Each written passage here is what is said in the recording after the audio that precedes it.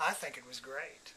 Um, and it's something that we started well before we had settled on Bundoran as the place to build our house.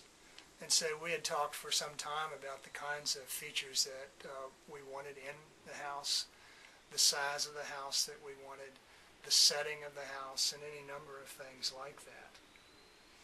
Well, I think one of the exciting things was when we came out here with Jeff, we started out at the lot below us, and it was about this time of year. It was hot, and Jeff, Our architect. yeah, he was reserved. But then we came up to this lot, and when we did, Jeff immediately put his hand up and he detected a breeze. And so we talked about this being a better lot because of our desire to keep the house open all the time and use cross ventilation, etc. And so we just knelt down in a pile of wood chips and started designing the house. He pulled out paper and pen, and a house started evolving right here. It was a wonderful experience. It was, for me, the closest thing to a truly creative experience that I've ever participated in. And so we had the good fortune of working with an architect that was sensitive to those desires that we had, was an architect, just as you said, that was sensitive to the site. And then had the great fortune of working with a builder, Shelter, that was extremely sensitive to the specifications that had been laid out and the kinds of considerations that we wanted from a sustainability perspective and a LEED perspective as well. So the give and take with the builder, the engagement with Joe and others at Bundoran, and just being a part of it day in and day out was a terrific experience. And to watch it literally from clearing around the DZ pole to finally moving in about 7 weeks ago was a great experience, a lot of fun.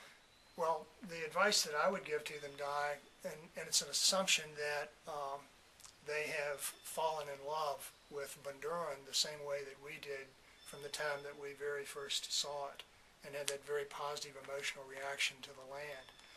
That understanding what preservation development is about in terms of treading lightly on the land and many other dimensions to that, I think it's important for folks to understand that one of the things that takes place when you decide to build at Bundoran is that there's a third party that makes sure that as we express what our values are, that we actually execute in accordance with those values. And for us as individual homeowners in Bundoran, the way that process works is that you have either Earthcraft or LEED certification of those features that result in a greenhouse, where the indoor air quality, the efficient and sensitive utilization of resources, and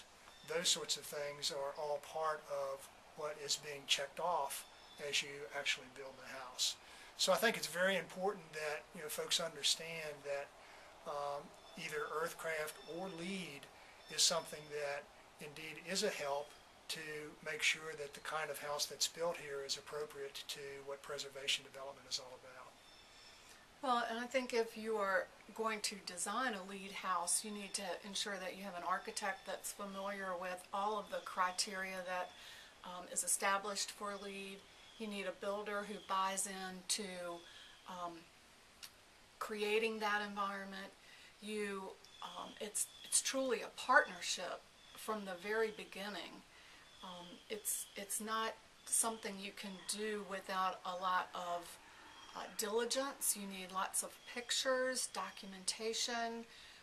It needs a process that you cannot wait until the end to execute. You have to ensure that you're following and meeting that criteria throughout the entire process.